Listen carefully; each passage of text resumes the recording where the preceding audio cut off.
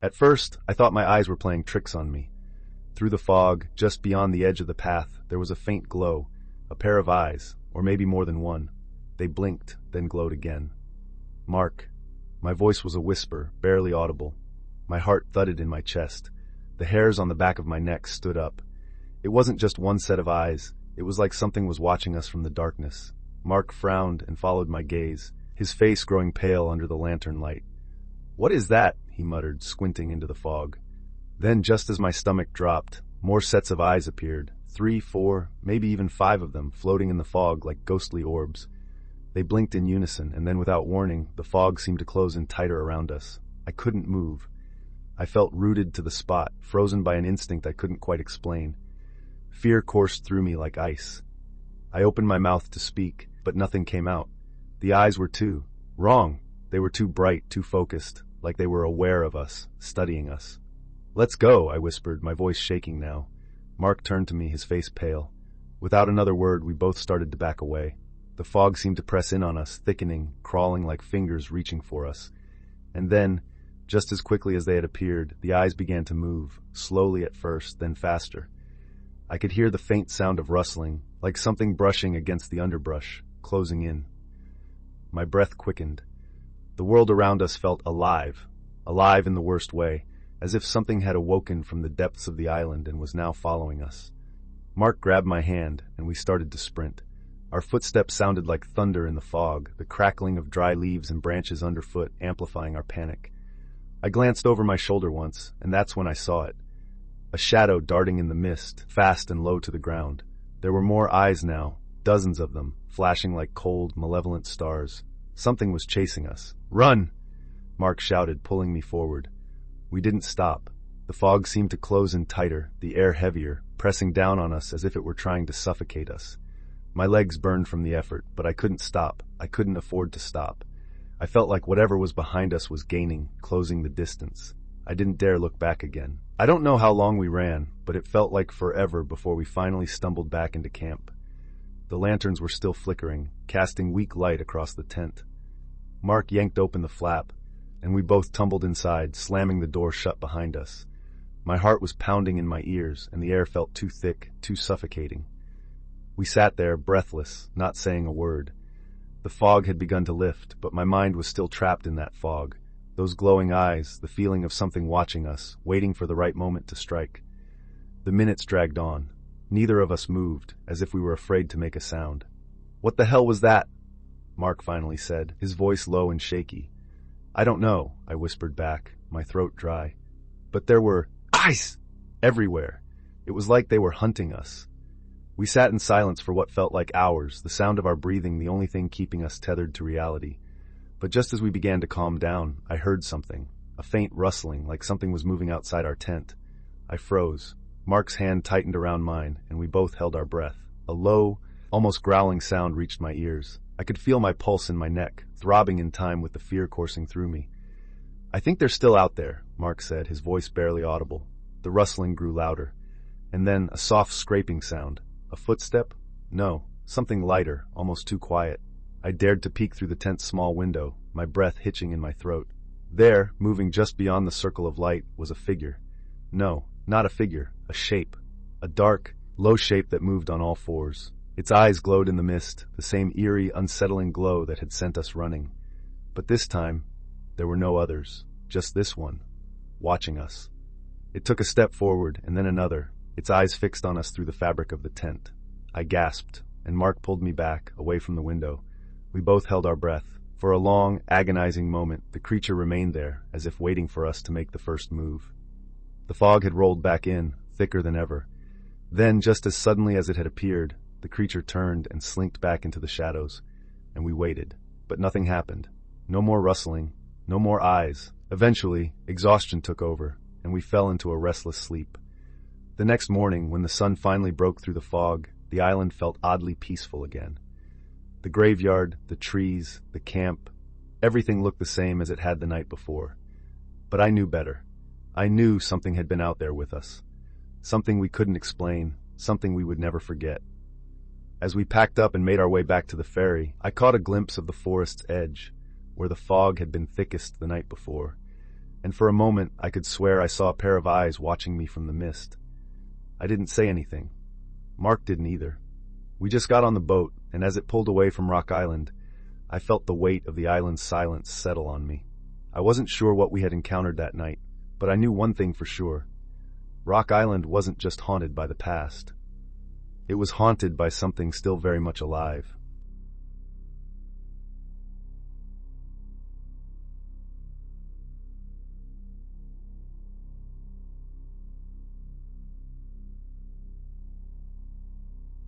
It was supposed to be the perfect weekend getaway. 3 college buddies, me, Jake, and Ryan, heading deep into the woods for a camping trip. We'd been planning it for months, ever since finals ended. Jake had scored a hunting permit, and Ryan, the outdoorsman of the group, had promised to teach us how to track deer. It was going to be a weekend of campfires, bad jokes, and maybe a few beers. But what we got was something none of us could have ever prepared for.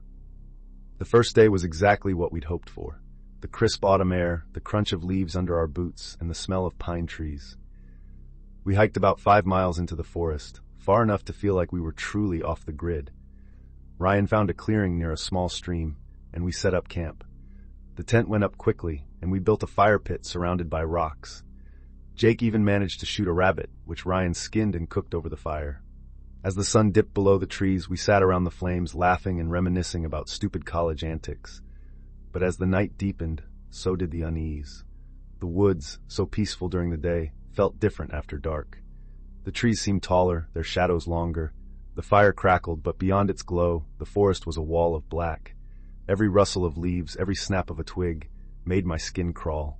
I told myself it was just my imagination, but the way Jake kept glancing over his shoulder told me I wasn't the only one feeling it. "You guys hear that?" Ryan asked suddenly, his voice low. We fell silent. At first there was nothing. Then, faintly, the sound of something moving in the underbrush. It was heavy, deliberate, not the skittering of a squirrel or the scamper of a raccoon. This was something bigger. "Probably a deer," Jake said, though he didn't sound convinced. Ryan stood, his hand resting on the hunting knife at his belt. Deer don't usually come this close to a fire. The sound stopped. For a moment the woods were eerily quiet, like the forest itself was holding its breath. Then a low, guttural growl cut through the silence. My stomach dropped. "Bear," Ryan whispered. "Stay calm. Don't run." I could feel my heart pounding in my chest. The firelight flickered, casting long shadows that danced like specters. The growl came again, closer this time. I could hear the crunch of leaves under massive paws. "Get the food," Ryan said, his voice steady but urgent. "We need to get it out of here." Jake and I scrambled to grab the cooler and the bag of supplies we'd hung from a tree branch. The growling grew louder, more aggressive. I could see movement now, just beyond the edge of the firelight.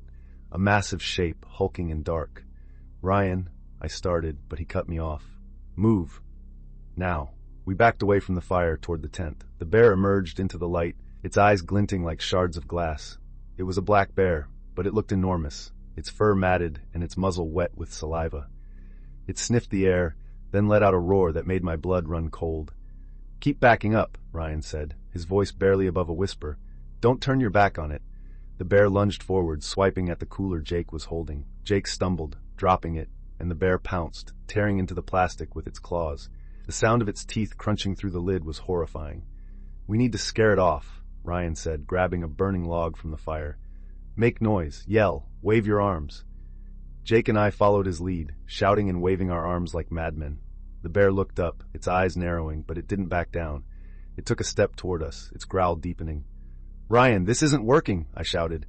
"Keep going," he yelled back, thrusting the burning log toward the bear. The flames hissed as they neared the animal's fur, and for a moment it seemed to hesitate. Then, with a roar, it charged. Everything happened in a blur. Ryan threw the log, hitting the bear square in the face. It reared back, swiping at the air, and Jake grabbed a metal pot, banging it with a rock to create a deafening clang. I grabbed a flashlight and shone it directly into the bear's eyes, hoping to disorient it. For a moment it worked. The bear stumbled, shaking its head as if trying to clear its vision. Then, with a final, furious roar, it turned and lumbered back into the woods, disappearing into the darkness. We stood there, breathing heavily, the adrenaline still coursing through our veins. The fire was dying, its light barely reaching the edges of the clearing. The cooler was destroyed, its contents scattered across the ground.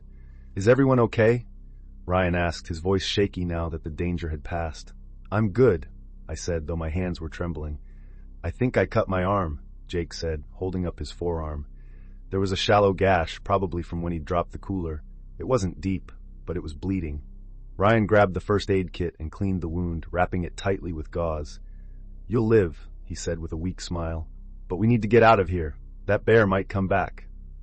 We packed up as quickly as we could, dousing the fire and stuffing our gear into our backpacks. The hike back to the car was a nightmare. Every sound made us jump, and the darkness felt like it was pressing in on us from all sides. But we made it, exhausted and shaken, but alive. The next morning, we reported the incident to the park rangers. They told us we'd done everything right, staying calm, making noise, and not running. The bear, they said, was likely just after our food and wasn't looking for a fight. Still, it was a reminder that the woods weren't just a playground. They were wild, unpredictable, and sometimes dangerous. As we drove back to campus, Jake leaned back in his seat, his bandaged arm resting on the console. Well, he said with a grin, that was one hell of a camping trip. I laughed, though it was more out of relief than humor. Yeah, next time, let's just stay in a cabin. Ryan shook his head, a smirk playing on his lips. Where's the fun in that? We all laughed then, the tension finally breaking. But as I looked out the window at the passing trees, I couldn't shake the feeling that the woods were still watching us, waiting for the next time we dared to venture into their depths.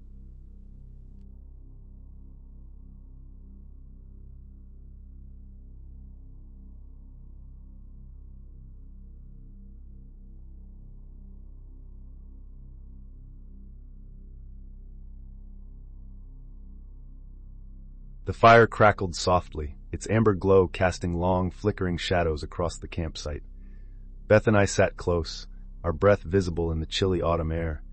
The woods around us were alive with the sounds of rustling leaves and distant animal calls, but it felt peaceful, like we were the only two people in the world. Beth leaned her head on my shoulder, her auburn hair catching the firelight. I wrapped an arm around her, feeling the warmth of her body against mine. It was our first camping trip together, just the two of us, and I wanted it to be perfect. But as the night deepened, the peace began to unravel. We'd been laughing and talking for hours, roasting marshmallows and sharing stories about our childhoods. Beth had just finished telling me about the time she got lost in the woods as a kid when a sudden, sharp sound cut through the night. It was a high-pitched yipping, followed by a long, mournful howl. Coyotes. I'd heard them before, but never this close. Beth tensed beside me. That sounded really near, she said, her voice barely above a whisper. It's fine, I said, trying to sound confident. They're just making noise. They won't come near the fire. She nodded, but I could feel her unease. We sat in silence for a while, listening to the distant calls. The fire began to die down, and I added a few more logs, stoking the flames until they roared back to life. Beth checked her phone. No service, of course, inside. I think I'm ready to turn in, she said, standing and brushing off her jeans. Yeah, me too, I agreed. We zipped ourselves into the tent, the thin fabric feeling flimsier than ever against the vast, dark wilderness outside. Beth curled up in her sleeping bag, and I lay beside her, listening to the sounds of the forest. The coyotes' cries had faded, replaced by the soft rustling of leaves and the occasional hoot of an owl. I closed my eyes, trying to relax, but sleep didn't come. Sometime later, I couldn't tell how long, I was jolted awake by a sound outside the tent. It wasn't the distant howling of coyotes this time. It was closer, much closer. A low, guttural growl, followed by the unmistakable sound of something sniffing at the base of the tent. My heart leapt into my throat. Beth, I whispered, shaking her shoulder. Wake up, she stirred, groggy. What is it? There's something outside. Her eyes snapped open, wide and alert. We both lay still, listening. The sniffing continued, accompanied by the soft crunch of footsteps circling the tent. My mind raced. Was it a coyote? A bear? Something else? I reached for the flashlight beside me, my hand trembling as I flicked it on. The beam of light illuminated the tent's interior, casting our frightened faces in sharp relief. Beth clutched her sleeping bag, her breath coming in shallow gasps. What do we do? She whispered. I don't know, I admitted, but we can't just lie here. The growling grew louder, more insistent. Then, with a sudden, terrifying rip, a claw tore through the tent's fabric, inches from my face. I shouted, scrambling backward as Beth screamed. The claw slashed again, widening the tear. In the dim light, I caught a glimpse of matted fur and glowing yellow eyes. It was a coyote, but it was bigger than any I'd ever seen, its body lean and muscular, its teeth bared in a snarl. It lunged at the opening, its jaws snapping inches from my leg. I kicked out instinctively, my foot connecting with its muzzle. The coyote yelped and retreated, but only for a moment. "We have to get out of here," Beth cried, her voice shaking. "The fire," I said, my mind racing. "Coyotes are scared of fire. If we can get to the fire pit, we might be able to scare it off." Beth nodded, her face pale but determined. I grabbed the flashlight and a heavy stick we'd used to tend the fire, my hands slick with sweat. "On 3, I said. "We run for the fire pit. Ready?" She nodded again, her eyes locked on mine. "Ready. 1, 2, 3. We burst out of the tent, the cold night air hitting us like a wall. The coyote was waiting, its eyes gleaming in the darkness. It lunged at me, but I swung the stick with all my strength, catching it across the side of the head. It yelped and stumbled, giving us a precious few seconds to sprint toward the fire pit. The flames had died down to embers, but I grabbed a burning log and waved it wildly, the heat searing my skin. Beth stood beside me, her own stick raised like a weapon. The coyote circled us, its growls low and menacing. It darted forward, snapping at Beth, but she swung her stick, forcing it back. "Stay together!" I shouted, my voice cracking. "Don't let it get behind us!" The coyote lunged again, this time at me. I thrust the burning log toward its face, and it recoiled with a yelp, its fur singed. It backed away, its eyes still fixed on us, but its confidence seemed shaken. I grabbed another log from the fire, the flames roaring to life as I waved it in the air. "Get out of here!" I yelled, my voice echoing through the trees. "Go on, get!" For a moment, the coyote hesitated. Then, with a final snarl, it turned and disappeared into the shadows. We stood there, trembling, the firelight flickering around us. Beth dropped her stick and threw her arms around me, her body shaking with sobs. "It's okay," I whispered, holding her tight. "It's gone. We're okay." But the night wasn't over. The coyotes' howls echoed through the woods, joined by others. They were out there, watching, waiting. We spent the rest of the night by the fire, feeding it with every piece of wood we could find. The flames kept the darkness at bay, but the fear lingered, a heavy weight in our chests. When dawn finally broke, the forest was silent. The coyotes were gone, their presence erased by the pale light of morning. We packed up our campsite in a daze, our hands still trembling as we folded the torn tent and doused the fire. The hike back to the car felt endless, every rustle of leaves making us jump. But as we drove away, the sun rising over the trees, I felt a strange sense of relief. We'd made it through the night, together. Beth reached over and took my hand, her grip firm. "I'm never camping again," she said, her voice shaky but laced with humor. I laughed, the sound foreign after the terror of the night. "Yeah, me neither." But deep down, I knew we'd be back. The woods had tested us, but we'd survived, and next time, we'd be ready.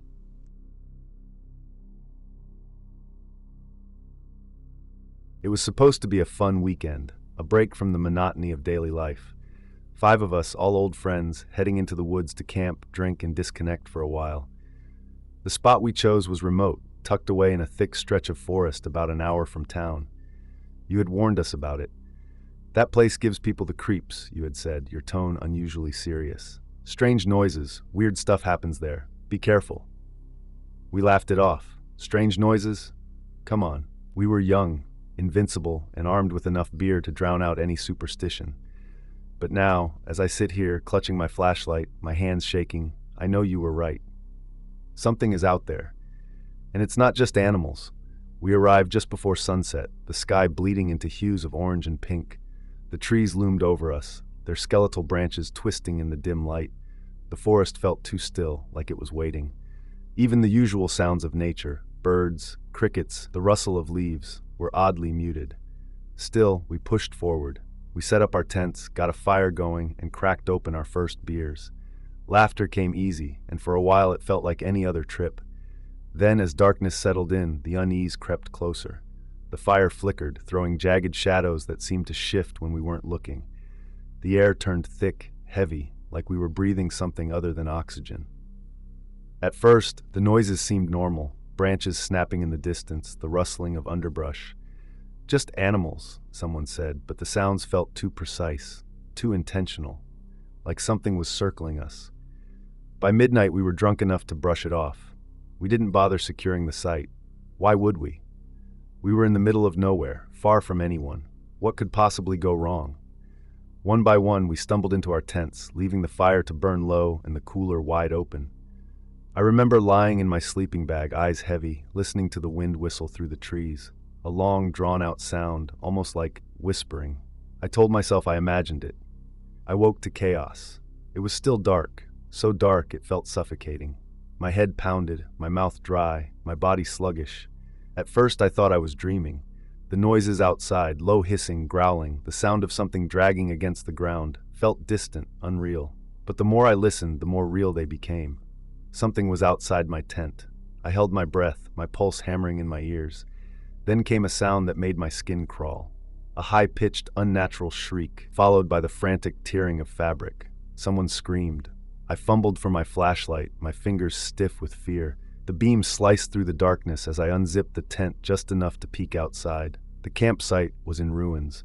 The cooler was overturned, food and beer scattered everywhere. The fire pit was cold ash.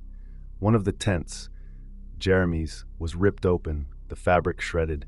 But what made my stomach turn were the figures moving through the wreckage.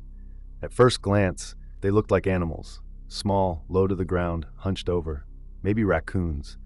But their eyes, glowing in the beam of my flashlight, were too large, too intelligent. Their movements were wrong, jerky, unpredictable, like they were glitching in and out of reality. Then one turned toward me. Its eyes locked onto mine, and for a split second I felt something invade me, like a cold grip on my spine. It wasn't just looking at me, it was inside my head. Then it screamed, a piercing, wretched sound that sent my instincts into overdrive. I scrambled back, zipping the tent shut as fast as I could. Outside, the chaos escalated. Footsteps, no, pounding, against the ground. The rip of fabric, someone yelling. Then another scream, cut off too soon. I held my breath, squeezing my eyes shut, praying for it to stop. Then, as suddenly as it had begun, the noise ceased. When the sun finally rose, I forced myself to move. The campsite was unrecognizable. The tents were slashed open. The ground was a mess of footprints, some ours, some not. Food was gone. The cooler was empty. But the worst part? Jeremy was gone. His tent was ripped apart, his sleeping bag was slashed open, and his phone lay outside, cracked, no blood, no signs of a struggle beyond the shredded fabric, just gone. We searched. We screamed his name into the trees, no response. Eventually, we called the cops. They searched, brought in dogs, even helicopters. Nothing. No sign of him. The official report said wild animal attack. They blamed bears, maybe coyotes. But we knew better. We never went back. None of us ever camped again. But sometimes, late at night, I still hear that scream. And I wonder if Jeremy is still out there, or if something else is, waiting.